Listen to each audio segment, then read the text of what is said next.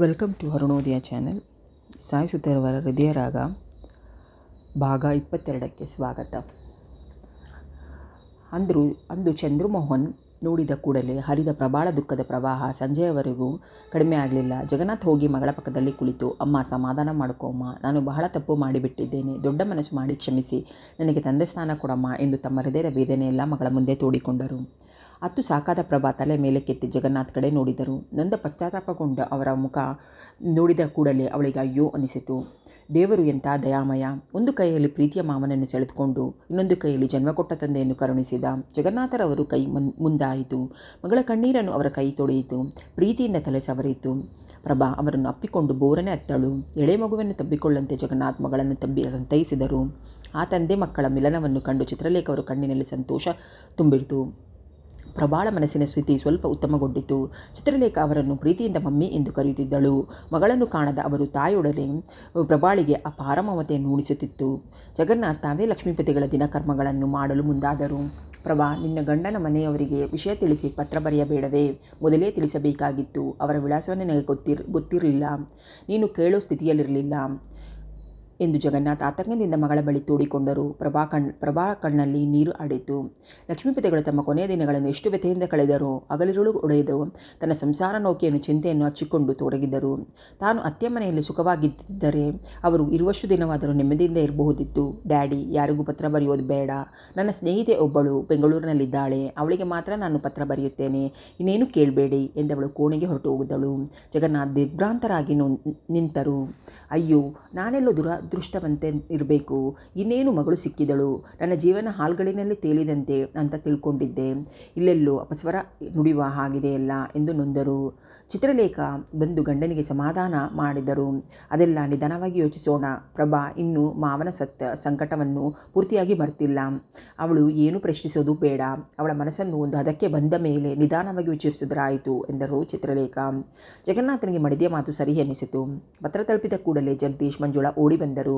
ಜಗದೀಶ್ ವಿಷಯ ತಿಳಿದಾಗ ಶ್ರೀರಂಗಪಟ್ಟಣಕ್ಕೆ ಧಾವಿಸಿ ಬಂದು ಅಲ್ಲೆಲ್ಲ ವಿಚಾರಿಸಿದ. ಆದರೆ ಸರಿಯಾದ ಸಂಗತಿ ಸಿಕ್ಕಿರಲಿಲ್ಲ. ನಿರಾಶೆಯಿಂದ ಹಿಂತಿರುಗಿದ. ವಿಷಯ ತಿಳಿದ ಮಂಜು ಗೆಳತಿಗಾಗಿ ರೋಧಿಸಿದಳು. ಮಂಜುಳಾ ಜಗದೀಶ್ ಬಂದಾಗ ಪ್ರಭಾ ವರಂಡದಲ್ಲೇ ಕೂತಿದ್ದಳು. ಮೊದಲಿಗಿಂತ ಬಹಳ ಸಪೂರವಾಗಿ ಕಾಣಿಸುತ್ತಿದ್ದಳು. ಗೆಳತಿಯರೊಬ್ಬರು ಒಬ್ಬರನ್ನೊಬ್ಬರು ನೋಡಿದ ಕೂಡಲೇ ಅಪ್ಪಿಕೊಂಡು ಅತ್ತೇ ಬಿಟ್ಟರು. ಚಿತ್ರಲೇಖ ಹೊರಗೆ ಬಂದರು. ಇವರು ನಮ್ಮ ಮಮ್ಮಿ ಎಂದು ಪರಿಚಯ ಮಾಡಿಕೊಟ್ಟಳು. ಚಿತ್ರಲೇಖ ಅವರಿಗೆ ರಾಜೋಪಚಾರ ಮಾಡಿದರು. ಬಾಬಾ ಸದಾ ಅವರ ಮಡಿಲಲ್ಲೇ ಇರುತ್ತಿದ್ದ. ಹುಡುಗರಿಗೆ ಪರೀಕ್ಷೆ ಶುರುವಾಗುವ ಸಮಯವಾದ್ದರಿಂದ ಜಗದೀಶ್ ಮಂಜುಳಾ ಅಂದೇ ಹಿಂದಿರುಗಬೇಕಾಯಿತು. ಮಂಜು, ಇಲ್ಲಿ ಬಾ ಎಂದು ಕೋಣೆಗೆ ಕರೆದೊಯ್ದು ಪ್ರಭಾ ಅವಳನ್ನು ಮಂಚದ ಮೇಲೆ ಕೂಡಿಸಿ ತಾನು ಪಕ್ಕದಲ್ಲಿ ಕುಳಿತು, ಮಂಜು, ಮಮ್ಮಿ ಡ್ಯಾಡಿ ನಿನ್ನ ಏನಾದರೂ ಪ್ರಶ್ನಿಸಬಹುದು, ಇರೋ ವಿಷಯನ ಹೇಳು, ಆದರೆ ಅವರ ಹೆಸರು ವಿಳಾಸ ತಿಳಿಸಬೇಡ. ವಿಷಯ ತಿಳಿದ ಡ್ಯಾಡಿ ಸುಮ್ಮನೆ ಕೂಡೋಲ್ಲ, ಅವರಿಗೆ ತಾನಾಗೇ ತಿಳಿಯುತ್ತೆ. ಮಂಜುಳಾಗೆ ಅವಳ ಮಾತಿಗೆ ಬೇಸರ ವ್ಯಕ್ತಪಡಿಸಬೇಕು ಅಥವಾ ಖುಷಿ ಪಡಬೇಕು ಒಂದು ಗೊತ್ತಾಗಲಿಲ್ಲ. ಅವಳು ಇಲ್ಲಿಂದ ಕೂಡಲೇ ಚಂದ್ರಮೋಹನ್ಗೆ ತಿಳಿಸಿ ಸುಭದ್ರಮ್ಮನಿಗೆ ಮುಖದ ಮೇಲೆ ಹೊಡೆದ ಹಾಗೆ ಹೇಳೋಣವೆಂದುಕೊಂಡಿದ್ದಳು. ಅದು ಬೇಡವೆಂದಳು. ಪ್ರಭಾ ಈಗ ಇವರಿಗೆ ವಿಷಯ ತಿಳಿಸಬೇಡ ಎನ್ನುತ್ತಾಳೆ. ಹಾಗಾದರೆ ಮುಂದಿನ ಗತಿ ಏನು? ಚಂದ್ರಮೋಹನ್ ಕಣ್ಮಣಿಯನ್ನು ಮದುವೆಯಾಗಿಬಿಟ್ಟರೆ ಆಗಲಾರನೆಂದುಕೊಂಡಳು. ತಾನಾಗಿದ್ದರೆ ಕೂಡಲೇ ತಿಳಿಸಿ ಅದಕ್ಕೆ ಏನು ಬೇಕೋ ಅಂತ ವ್ಯವಸ್ಥೆ ಮಾಡುತ್ತಿದ್ದೆ. ತನ್ನ ಪ್ರಬಲ ಸ್ವಭಾವಕ್ಕೆ ಅಪಾರ ಅಂತರವಿದೆ ಎಂದುಕೊಂಡಳು. ಮಂಜುವಿನಿಂದ ವಿಳಾಸ ತಿಳಿಯದಿದ್ದರೂ ವಿಷಯ ತಿಳಿಯಿತು. ಜಗನ್ನಾಥನ್ ದಂಪತಿಗಳಿಗೆ ಇಬ್ಬರು ಚಿಂತಿತರಾದರು. ಆದರೆ ಪ್ರಬಾಳ ಬಳಿ ಪ್ರಶ್ನಿಸುವ ಮನಸ್ಸಾಗಲಿಲ್ಲ. ಚಿತ್ರ, ಈಗ ಏನು ಮಾಡೋದು? ನಾನು ಮಾಡಿದ ತಪ್ಪಿಗೆ ಅವಳ ಜೀವನದಲ್ಲಿ ಒಂಟಿಯಾಗಿ ಕೆಳಿಬೇಕೆ? ತಾಯಿ ಮಾತು ಕೇಳಿಕೊಂಡು ಕೈ ಹಿಡಿದ ಹೆಂಡತಿಯನ್ನು ಕ್ಷುಲಕ ಕಾರಣಕ್ಕೆ ತೊರೆದ ಆ ಗಂಡಿನ ಎಲುಬುಗಳನ್ನೆಲ್ಲ ಜಜ್ಜಿ ಮಾಡಿಬಿಡಲೇ ಎನಿಸುತ್ತದೆ. ಸಮಾಧಾನ ಮಾಡಿಕೊಳ್ಳಿ. ಮಂಜುಳಾ ಹತ್ತಿರ ಅವರುಗಳ ವಿಷಯವನ್ನು ಎಷ್ಟೋ ಬಗೆಯಾಗಿ ಕೇಳಿದೆ. ಅವಳು ಹೇಳಲಿಲ್ಲ. ಪ್ರಭಾನಿ ಹೇಳಿ ಬೇಡವೆಂದಿದ್ದಾಳಂತೆ. ಈಗ ಸದ್ಯದಲ್ಲಿ ಅವಳಿಗೆ ನಮಗೆ ವಿಷಯ ತಿಳಿಸುವುದು ಅವಳಿಗೆ ಇಷ್ಟವಿಲ್ಲ. ಕಾಲು ಸರಿದಂತೆ ತಿಳಿಯಾಗುತ್ತೆ. ಈಗ ತಾನೇ ಒಬ್ಬ ಮಗಳು ಸಿಕ್ಕಿದ್ದಾಳೆ, ಯಾಕೆ ಅವಳನ್ನು ಕಳಿಸೋಕೆ ಅಷ್ಟು ಆತರ ಪಡ್ತೀರಿ? ಅಷ್ಟರಲ್ಲಿ ಪ್ರಭಾ ಬಂದಿದ್ದರಿಂದ ಇಬ್ಬರ ಮಾತು ನಿಲ್ಲಿಸಿದರು. ಮಮ್ಮಿ, ಇವನನ್ನು ಅತಿ ಮುದ್ದು ಮಾಡಿಬಿಟ್ಟಿದ್ದೀರಿ, ಈಗ ಹಿಡಿಯೋದೇ ಕಷ್ಟವಾಗುತ್ತಿದೆ ಎಂದು ಮಗನನ್ನು ತಂದು ತಾಯಿಯ ತೊಡೆ ಮೇಲೆ ಕೂರಿಸಿದರು. ಹೌದೇನೋ ಪೂರ ಎಂದು ಅವನ ದುಂಡಗಿನ ಕೆನ್ನೆಗಳನ್ನು ಚೊಲಚನೆ ಮುತ್ತಿಟ್ಟರು ಚಿತ್ರಲೇಖ. ಇವನನ್ನು ನೋಡಿದರೆ ನಮ್ಮ ಎಂದವರೇ ತಟ್ಟನೆ ನಿಲ್ಲಿಸಿಬಿಟ್ಟರು ಜಗನ್ನಾಥ್. ಚಂದ್ರಮೋಹನ್ ಪುಟ್ಟ ಮಗುವಿದ್ದಾಗ ಹೀಗೆ ತಾನೇ ಇದ್ದಿದ್ದು ಎಂದರು. ಇನ್ನು ಅವರ ನೆನಪಿನಲ್ಲಿ ಉಳಿದಿತ್ತು. ಪ್ರಭಾ, ಹೋಗಿ ಮುಖ ತೊಳೆದು ಬಾ ಎಂದರು ಎಂದು ಮಮತೆಯಿಂದ ಗದರಿದ ಚಿತ್ರಲೇಖ. ಪ್ರಭಾ ನಗುತ್ತಲೇ ಎದ್ದಳು. ತಾಯಿ ತಂದೆಯರ ಪ್ರೀತಿ ಅವಳನ್ನು ಬೇರೊಂದು ಸ್ವರ್ಗಕ್ಕೆ ಕರೆದೊಯ್ದಿತು.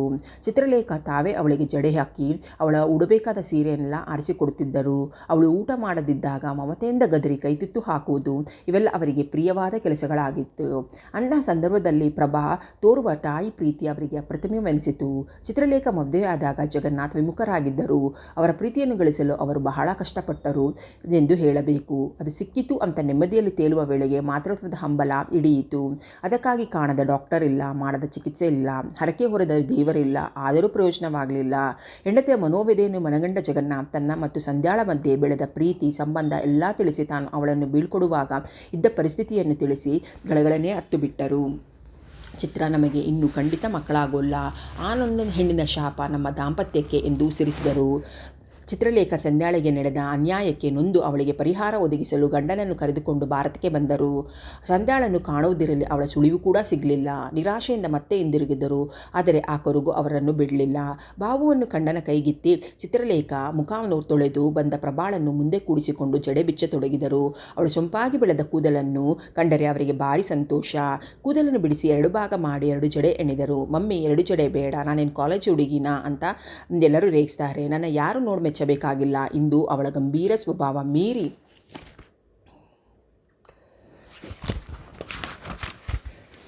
ದುಡುಕು ಮಾತೊಂದು ಹೊರಜಾರಿತು. ತಟ್ಟನೆ ನಾಲಿಗೆ ಕಚ್ಚಿಕೊಂಡಳು. ಅದು ಅವಿವೇಕ ಎಂದು ನೊಂದಳು. ಯಾಕೆ ಮಗು, ನಾನಿಲ್ವಾ? ಜೀವನದಲ್ಲಿ ಒಂಥರಹ ನೊಂದು ಬಿಟ್ಟಿದ್ದೇನೆ. ಈಗ ನಿನ್ನ ಮುಖದ ನಗುವೇ ನನಗೆ ಅಮೃತ. ತಂದೆ ಆಡಿದ ಮಾತುಗಳನ್ನು ಕೇಳಿ ಪ್ರಭಾ ತಲೆಗೆ ತಗ್ಗಿಸಿಬಿಟ್ಟಳು. ಅವಳದು ಬಹಳ ಮೃದು ಸ್ವಭಾವ. ಬೇರೆಯವರ ಮನಸ್ಸಿಗೆ ನೋವಾದರೆ ಸಹಿಸುತ್ತಿರಲಿಲ್ಲ. ಬಹಳ ಅತೀ ಒಳ್ಳೆಯತನ ಅವಳಿಗೆ ಮಾರಕವಾಗಿತ್ತು. ಹಠ ಮಾಡಿಯಾದರೂ ಅವಳು ಗಂಡನ ಮನೆಯಲ್ಲಿ ಉಳಿಯಬಹುದಿತ್ತು. ಆದರೆ ಬೇರೆಯವರಿಗೆ ಬೇಡದವಳಾಗಿ ಉಳಿಯಲು ಅವಳ ಸ್ವಾಭಿಮಾನ ಹೃದಯ ಸಮ್ಮತಿಸಲಿಲ್ಲ. ಇಲ್ಲ, ಕ್ಷಮಿಸಿಬಿಡಿ ಡ್ಯಾಡಿ, ನಿಮ್ಮ ಮನಸ್ಸಿಗೆ ನೋವಾಗುವ ತರಹ ವರ್ತಿಸೋಲ್ಲ ಎಂದಳು ಮೆಲುವಾಗಿ. ನೋಡಿದಿರಾ ನಮ್ಮ ಪ್ರಭಾ ಜಾಣೆ ಎನ್ನುತ್ತಾ ಎದ್ದು ಹೋದ ಚಿತ್ರಲೇಖ ಬೀರುವಿನಲ್ಲಿದ್ದ ಮುತ್ತಿನ ಸೆಟ್ಟು, ಬಗಲಿನ ಬಳೆಗಳು ಇದಂದು ತೊಡಿಸಿ ಕಣ್ತುಂಬಾ ನೋಡಿದರು. ಪ್ರಭಾ ಮೈಮೇಲಿದ್ದ ಏಕೈಕ ಒಡವೆ 2 ಎಳೆ ಕರಿಮಣಿ ಸರ ಜೊತೆ ನೇತಾಡುವ ಮಾಂಗಲ್ಯದ ಸರ ಬಿಟ್ಟು ಬೇರೇನೂ ಇರಲಿಲ್ಲ. ಅವಳು ಅತ್ತೆಯ ಮನೆಯಿಂದ ಹೊರಗೆ ಬರುವಾಗ ಅದೊಂದು ಸರ, 1 ಜೊತೆ ಮುತ್ತಿನ ಓಲೆ ಮಾತ್ರ ಅವಳ ಮೈಮೇಲೆ ಇತ್ತು.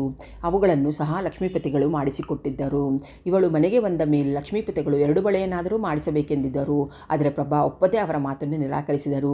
ಇಲ್ಲಿಗೆ ಬಂದ ಮೇಲೆ ಚಿತ್ರಲೇಖ ಅವಳಿಗೆ ಒಡವೆಗಳನ್ನು ತೋರಿಸುವುದಕ್ಕೆ ಹೋಗಿ ಸೋತಿದ್ದರು. ಇಂದು ಮಾತ್ರ ಗೆಲುವು ಅವರದಾಗಿತ್ತು. ಎಲ್ಲಾದರೂ ಹೊರಗೆ ಹೋಗೋಣ, ಬೇಗ ಹೇಳಿ ಎಂದು ಆತುರಪಡಿಸಿದರು. ಪ್ರಭಾ ಪ್ರತಿ ಬಾರಿ ಕರೆದಾಗಲೂ ನಿರಾಕರಿಸುತ್ತಿದ್ದಳು. ಇಂದು ಮಾತ್ರ ಅವಳಿಂದ ನಿರಾಕರಿಸಲಾಗಲಿಲ್ಲ. ಚಿತ್ರ, ನೀನು ಸುಮ್ಮನೆ ಗಂಟೆಗಟ್ಟಲೆ ಕನ್ನಡಿಯ ಮುಂದೆ ನಿಂತುಕೋಬೇಡ ಎಂದು ನಗುತ್ತಾ ಕೋಣೆಯ ಕಡೆ ಹೋಗುತ್ತಿದ್ದ ಮಡದಿಯನ್ನು ಎಚ್ಚರಿಸಿದರು. ಈಗ ನಾನು ಅಜ್ಜಿ, ನನ್ನ ಕನ್ನಡಿ ನನ್ನ ಮೊಮ್ಮಗನೇ.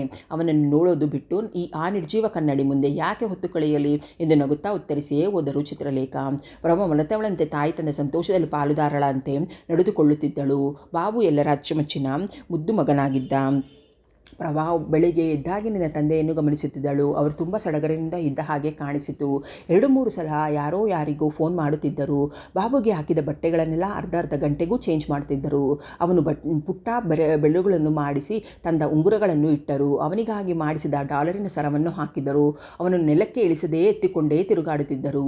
ಅಡಿಗೆಯವರಿಗೆ ಏನೋ ಸಲಹೆ ಕೊಡುತ್ತಿದ್ದ ಚಿತ್ರಲೇಖ ಬಳಿಗೆ ಬಂದ ಪ್ರಭಾ, ಮಮ್ಮಿ, ಡ್ಯಾಡಿ ಇವತ್ತು ಬಹಳ ಉತ್ಸಾಹದಿಂದ ಓಡಾಡ್ತಿದ್ದಾರಲ್ಲ ಎಂದು ಪ್ರಶ್ನಿಸಿದರು. ಅವರ ಅಕ್ಕ ಮಗ ಎಲ್ಲ ಬರ್ತಾರೆ, ಅದಕ್ಕೆ ಇಷ್ಟು ಸಡಗರ ಎಂದರು ನಗುತ್ತಾ. ಪ್ರಬಳ ಮುಖ ಮುದುರಿದನ್ನು ಅವರು ಗಮನಿಸಿದ್ದೇ ಹೋಗಲಿಲ್ಲ. ಯಾಕೆ ಪ್ರಭಾ ಸಪ್ಪಾಗಾದೆ?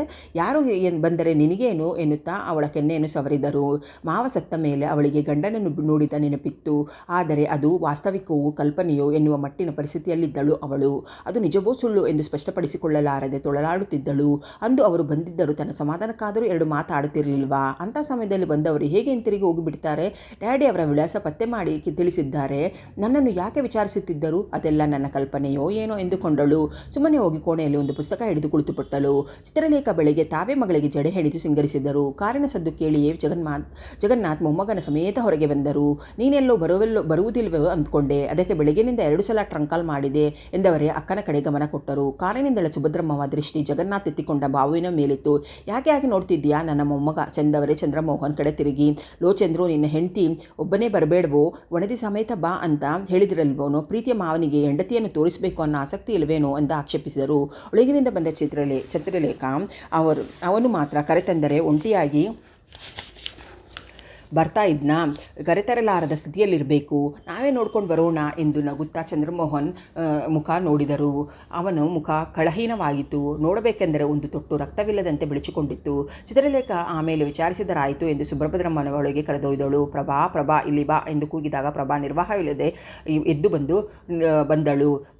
ಜಗನ್ನಾಥ್ ಮಗಳ ಕೈ ಹಿಡಿದುಕೊಂಡು ಬಂದವರ ಮುಂದೆ ನಿಂತರು. ಅವರು ಪರಿಚಯದ ನುಡಿಗಳನ್ನು ಹೇಳುತ್ತಿದ್ದರು. ಆದರೆ ಪ್ರಭಾ ಕೇಳಿಸಿಕೊಳ್ಳಲಾರದೆ ಹೋದಳು. ಅವಳಿಗೆ ತಲೆಸುತ್ತಿ ಬಂತು. ತನ್ನ ಮುಂದಿದ್ದ ವ್ಯಕ್ತಿಗಳು, ವಸ್ತುಗಳು ತನ್ನ ಸುತ್ತುವ ಅನುಭವವಾಯಿತು. ತಂದೆಯ ಭುಜಕ್ಕೆ ಒರಗಿ ಕಣ್ಣು ಮುಚ್ಚಿದಳು. ಪ್ರಭಾ ಪ್ರಭಾ ಯಾಕಮ್ಮ ಎಂದು ಗಾಬರಿಯಿಂದ ಮಗಳ ತಲೆ ಸವರಿದರು.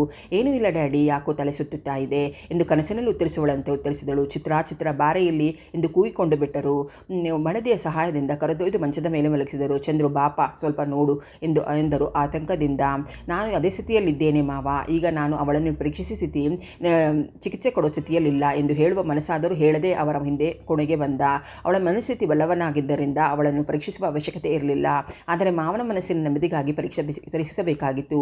ನಡುಗುವ ಕೈಯಿಂದಲೇ ಅವಳ ಕೈ ಹಿಡಿದು ನಾಡಿ ನೋಡಿದ. ಒಳ್ಳೆ ಡಾಕ್ಟರ್ ಕಣಯ್ಯ, ಒಂದು ಹೆಂಗಸಿನ ಕೈ ಹಿಡಿದು ನಾಡಿ ಪರೀಕ್ಷಿಸೋಕ್ಕೆ ನಿನ್ನ ಕೈ ನಡುಗುತ್ತಿದೆಯಲ್ಲ, ಇನ್ನು ಆಸ್ಪತ್ರೆಯಲ್ಲಿ ಅದೇನು ಪೂರೈಸ್ತೀಯೋ ಎಂದರು ಹಾಸ್ಯವಾಗಿ ಜಗನ್ನಾಥ್. ಆದರೆ ಅವನ ಮನಸ್ಥಿತಿಯನ್ನು ಅವರೇನು ಬಲ್ಲರು. ಬಲಹೀನತೆಗೆ ಹೀಗಾಗಿದೆ ಅಷ್ಟೇ, ಸ್ವಲ್ಪ ಗ್ಲೂಕೋಸ್ ನೀರು ಕುಡಿಸಿ ಎಂದ. ಕೋಣೆಯಲ್ಲಿದ್ದ ಎಲ್ಲ ಹೊರ ಹೋಗುವವರೆಗೂ ಸುಮ್ಮನೆ ಮಲಗಿದ್ದ ಪ್ರಭಾ ಆಯಾಸ ತೋರಿದರು. ಮೇಲಕ್ಕೆದ್ದಳು.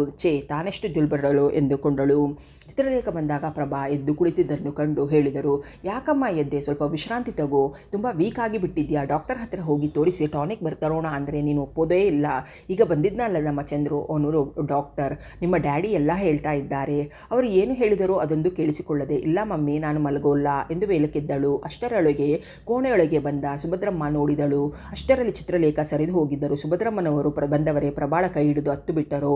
ಅವಳು ಮನೆಯಿಂದ ಹೋದಾಗಿನಿಂದ ತಾವು ಪಟ್ಟ ಅವಸ್ಥೆ, ಮಗನು ಪಟ್ಟ ಮನೋವೇದನೆಯನ್ನು ಹೇಳಿಕೊಂಡು ಹತ್ತು ಬಿಟ್ಟರು. ಕೋಣೆಯೊಳಕ್ಕೆ ಊಟಕ್ಕೆ ಕರೆಯಲು ಬಂದ ಚಿತ್ರಲೇಖ ಪೂರ್ಣ ವಿಷಯ ತಿಳಿಯಲು ಬಹಳ ಹೊತ್ತಾಗಲಿಲ್ಲ.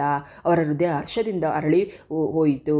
ಬಾಬು ಅವರ ತಾತನ ತೊಡೆಯ ಮೇಲೆ ಮಲಗಿ ನಿದ್ರಿಸುತ್ತಿದ್ದ. ಜಗನ್ನಾಥ್ ಪ್ರಭಾಳ ಗಂಡನಿಗೆ ಸಹಸ್ರನಾಮ ಮಾಡುತ್ತಿದ್ದಳು. ಚಂದ್ರಮೋಹನ್ ತುಟಿ ಎರಡೇ ಮಾಡದೆ ತಲೆ ತಗ್ಗಿಸಿ ಕೇಳುತ್ತಿದ್ದ. ಹೇಳಿ ಊಟಕ್ಕೆ, ಇವನು ಮಲಗಿಬಿಟ್ಟಿದ್ದಾನೆ ಎಂದು ಗಂಡನ ತೊಡೆಯ ಮೇಲೆ ಮಲಗಿದ್ದ ಬಾಬುವಿನಂತೆ ಹೆಗಲ ಮೇಲೆ ಹಾಕಿಕೊಂಡ ಚಿತ್ರಲೇಖ ಸಂತೃಪ್ತಿಯಿಂದ ಚಂದ್ರಮೋಹನ್ ಕಡೆ ನೋಡಿ ಕೋಣೆಗೆ ಹೋಗಿ ಪರದೆ ಸರಿಸಿ ಬಾಬುವಿನ ಮಲಗಿಸಿ ಪ್ರೀತಿಯಿಂದ ಮುತ್ತಿಟ್ಟು ಹೊರಗೆ ಬಂದರು. ಅವರ ಮುಖದಲ್ಲಿ ವಿಚಿತ್ರ ತೃಪ್ತಿ ಇತ್ತು. ಸುಭದ್ರಮ್ಮನ ಚಿತ್ರಲೇಖ ಬಲವಂತ ಮಾಡಿ ಎಬ್ಬಿಸಿಕೊಂಡು ಬಂದರು. ಪ್ರಭಾ ಕುಳಿತ ಜಾಗ ಕಳ್ಳಾಡಲಿಲ್ಲ. ಊಟದ ಮುಂದೆ ಕುಳಿತಿದ್ದ ಜಗನ್ನಾಥ್ ಚಿತ್ರ, ಪ್ರಭಾ ಎಲ್ಲಿ ಎಂದು ಏನೋ ಸಂಕೋಚದ ಹುಡುಗಿ, ಇಂಥ ಒಳ್ಳೆ ಹುಡುಗಿನ ಮನೆಯಿಂದ ಕಳಿಸಲು ಪ್ರೇರೇಪಿಸಿದ ಆ ಅತ್ತೆ ಎಂದೆಂಥವಳು ಎಂದವರೇ ಎದ್ದು ಮಗಳ ಕೋಣೆಗೆ ಹೋಗಿ ಕರೆದುಕೊಂಡು ಬಂದರು. ಔತಣದ ಅಡಿಗೆಯೇನು ಚೆನ್ನಾಗೇ ಇತ್ತು. ಮನದಣಿಯ ಊಟ ಮಾಡಿದವರು ಒಬ್ಬರೂ ಮಾತ್ರ ಜಗನ್ನಾಥ್. ಚಿತ್ರಲೇಖ ಚಂದ್ರಮೋಹನ್ರಂತೂ 2 ತುತ್ತು ತಿಂದು ಶಾಸ್ತ್ರ ಮುಗಿಸಿದರು. ಸುಭದ್ರಮ್ಮನೆಯವರಿಗೂ ಗಂಟಲಲ್ಲಿ ತುತ್ತು ಇಳಿಯಲಿಲ್ಲ. ಊಟ ಮಾಡಿದ ತಕ್ಷಣ ಹೋಗಿ ಸುಭದ್ರಮ್ಮ ಮಲಗಿಬಿಟ್ಟರು. ಎಲ್ಲವನ್ನೂ ಚಿತ್ರಲೇಖಗೆ ತಿಳಿಸಿ ಎಲ್ಲ ಜವಾಬ್ದಾರಿನ ಅವರಿಗೆ ವಹಿಸಿ ನಿಶ್ಚಿಂತೆಯಾಗಿ ಮಲಗಿದರು. ಪ್ರಭಾಳನ್ನು ಒಂಟಿಯಾಗಿರುವುದಕ್ಕೆ ಜಗನ್ನಾಥ್ ಬಿಡ್ತಲೇ ಇರಲಿಲ್ಲ. ಪ್ರಭಾ ಎಂದು ಕೂಗುತ್ತಲೇ ಇದ್ದರು. ಚಂದ್ರಮೋಹನ್ ಮುಖ ನೋಡಿ ಚಿತ್ರಲೇಖೆಗೆ ಅಯ್ಯೋ ಅನಿಸಿತು. ಚಂದ್ರು ಊಟ ಸರಿಯಾಗಿ ಮಾಡಲೇ ಇಲ್ಲ ಎಂದು ಸುಮ್ಮನೆ ಕುಳಿತರು. ಅವನು ಕಡೆ ನೋಡಿ, ಬೀಡ ಕೂಡ ಹಾಕೋಲಿಲ್ವಲ್ಲ ಎಂದವನೇ ಗಂಡನ ಕಡೆ ನೋಡಿ ನಗುತ್ತಾ ದೃಷ್ಟಿಯನ್ನು ಚಂದ್ರಮೋಹನ್ ಕಡೆ ಹೊರಳಿಸಿ ಪ್ರಭಾನ ಕೂಗ್ಲಾ ಎಂದರು. ಅವರು ಮಾತಿನಿಂದ ಮೊದಲು ಗಲಿಬಿಲಿಗೊಂಡರು ಜಗನ್ನಾಥ್. ಕಕ್ಕಾಬಿಕ್ಕಿಯಾಗಿ ಚಂದ್ರಮೋಹನ್ ಮಡದಿಯ ಕಡೆ ನೋಡಿದರು. ಇಷ್ಟು ದಿನ ಬರೀ ಸೋದರಳಿಯ ಅಂದುಕೊಂಡಿದ್ದೀರಲ್ಲ ಚಂದ್ರುನ, ಇನ್ನು ಮೇಲೆ ಸ್ವಂತ ಹಳಿಯ. ಅತ್ತಿಗೆ ಎಲ್ಲ ವಿಷಯ ತಿಳಿಸಿದರು ಎಂದು ನಗುತ್ತಲೇ ಹೇಳಿದರು. ತಡಕ್ಕನೆ ಎದ್ದ ಜಗನ್ನಾಥ್ ಚಂದ್ರಮೋಹನ್ ಕುತ್ತಿಗೆ ಪಟ್ಟಿಯನ್ನು ಹಿಡಿದುಕೊಂಡ. ಚಂದ್ರಮೋಹನ್ ವಿಚಲಿತನಾಗಲಿಲ್ಲ. ಆದರೆ ಎಲ್ಲಿ ಕೈ ಮೀರಿ ಹೋಗುವುದು ಎಂದು ಆತಂಕಗೊಂಡರು. ಗಂಡನ ದುಡುಕು ಸ್ವಭಾವ ಅರಿತ ಚಿತ್ರಲೇಖ ಮರುಕ್ಷಣವೇ ಇನ್ನೊಂದು ಆಶ್ಚರ್ಯ ಎನಿಸಿತು. ಜಗನ್ನಾಥ್ ಚಂದ್ರಮೋಹನ್ ತಾವು ಎಷ್ಟು ಬಿಗಿಯಾಗಿ ಅಪ್ಪಬಹುದು ಅಷ್ಟು ಬಿಗಿಯಾಗಿ ಅಪ್ಪಿಬಿಟ್ಟರು. ಅವರ ಅಪ್ಪಿಗೆಯಲ್ಲಿ ಚಂದ್ರಮೋಹನ್ಗೆ ಉಸಿರು ಕಟ್ಟುವಂತೆ ಆಯಿತು. ನನಗೆಷ್ಟು ಸಂತೋಷವಾಗಿದೆ ಎಂದರೆ ಗೊತ್ತಾ ಚಂದ್ರು, ನನಗೊಬ್ಬ ಮಗಳಿದ್ದರೆ ನಿನ್ನನ್ನು ಅಳಿಯನಾಗಿ ಮಾಡಿಕೊಳ್ಳುವ ಕನಸಿತ್ತು. ಆದರೆ ಶ್ರೀರಂಗ ನಿಜ ಮಾಡಿಬಿಟ್ಟ ಎಂದು ಬಡಬಡಿಸಿದರು. ಅವರ ಅತಿ ಸಂತೋಷ ಕಡಿಮೆಯಾಗಿ ಮಾಮೂಲು ಸ್ಥಿತಿಗೆ ಬರಬೇಕಾದರೆ ಹಲವು ನಿಮಿಷಗಳೇ ಬೇಕಾದವು. ಜಗನ್ನಾಥ್ ಮಾತನಾಡುತ್ತಲೇ ಇದ್ದರು. ಚಂದ್ರಮೋಹನ್ ಕೇಳುತ್ತಲೇ ಇದ್ದ. ಅವರಿಗೆ ಏನು ಮಾಡುತ್ತಿದ್ದೇವೆ ಅನ್ನೋ ಅರಿವೇ ಇರಲಿಲ್ಲ. ನಾನು ಏನು ಕೇಳ್ತಾ ಇದ್ದೇನೆ ಅನ್ನೋ ಅರಿವೇ ಚಂದ್ರಮೋಹನ್ಗಿರಲಿಲ್ಲ. ಇಬ್ಬರು ಅಂತಹ ಸ್ಥಿತಿಯಲ್ಲಿದ್ದರು. ಸತ್ಯ ಮಾತು ನಿಲ್ಲಿಸಿ ಸ್ವಲ್ಪ ವಿಶ್ರಾಂತಿ ತಗೊಳ್ಳಿ ಚಂದ್ರು, ಒಂದು ಗಳಿಗೆ ಮಲಗಲಿ ಎಂದು ಚಿತ್ರಲೇಖ ಹೇಳಿ ಗಂಡನನ್ನು ಎಬ್ಬಿಸಿದರು. ಚಂದ್ರು ಕೋಣೆಗೆ ಹೋಗಿ ಮಲಗಿದ. ಅದು ಪ್ರಬಾಳ ಕೊಠಡಿ ಎಂಬ ಅರಿವು ಅವನಿಗೆ ಬಂತು. ಆ ಹಾಸಿಗೆ ಅವನಿಗೆ ಸುಖವಾಗಿ ನಿದ್ದೆ ನೀಡಿತು. ಪ್ರಭಾ ಮಗನನ್ನು ಪಕ್ಕದಲ್ಲಿ ಬಂದು ಮಲಗಿಬಿಟ್ಟಳು. ಅವಳ ಮನಸ್ಸು ಯೋಚನೆಗೊಳಗೆ ಆಗಿತ್ತು. ಜಗನ್ನಾಥ್ ದಂಪತಿಗಳಿಬ್ಬರು ಬಂದು ಮಗಳ ಮಂಚದ ಬಳಿ ನಿಂತರು. ತಮ್ಮ ಜೀವನದ ಈಗ ಪರಿಪೂರ್ಣವೆನಿಸಿತು ಅವರಿಗೆ. ಇಬ್ಬರು ಹೊರಗೆ ಬಂದು ವರಣದಲ್ಲಿ ಕುಳಿತರು. ಇಬ್ಬರ ಹೃದಯಗಳು ಮೂಕವಾಗಿ ರೋಧಿಸಿತು. ಈಗ ಚಂದ್ರಮೋಹನ್ ಮಡದಿ ಮಗನನ್ನು ಬಿಟ್ಟು ಹೋಗಲಾರ. ಆಮೇಲೆ ತಾವು ಹೇಗೆ ಈ ಮನೆಯಲ್ಲಿರೋದು? ಇಲ್ಲ, ಅವರ ಜೊತೆಯಲ್ಲಿ ಹೋಗಿ ನೆಲೆಸಿಬಿಡೋದು. ಅದಕ್ಕೆ ಚಿತ್ರಲೇಖ ಒಪ್ಪಲಿಲ್ಲ. ಒಮ್ಮತದಿಂದ ಬಾಬುವನ್ನು ಇಲ್ಲೇ ಇರಿಸಿಕೊಳ್ಳುವ ಅಭಿಪ್ರಾಯಕ್ಕೆ ಬಂದರು. ಅವರ ಅಪ್ಪ ಅಮ್ಮನ್ನು ವಿಚಾರಿಸದಲೇ ಸಂಜೆ ಬಾಬು ತಂದೆಯ ಮಡ್ಡಿಲು ಸೇರಿಬಿಟ್ಟ. ಅವನನ್ನು ಎಷ್ಟು ಮುದ್ದಿಸಿದರೂ ಚಂದ್ರಮೋಹನ್ಗೆ ತೃಪ್ತಿ ಇಲ್ಲ. ಅವನ ಮುಖದ ಮೇಲೆ ಜೋಂಪಾಗಿ ಹರಡುವ ಕಪ್ಪು ಗುಂಗುರು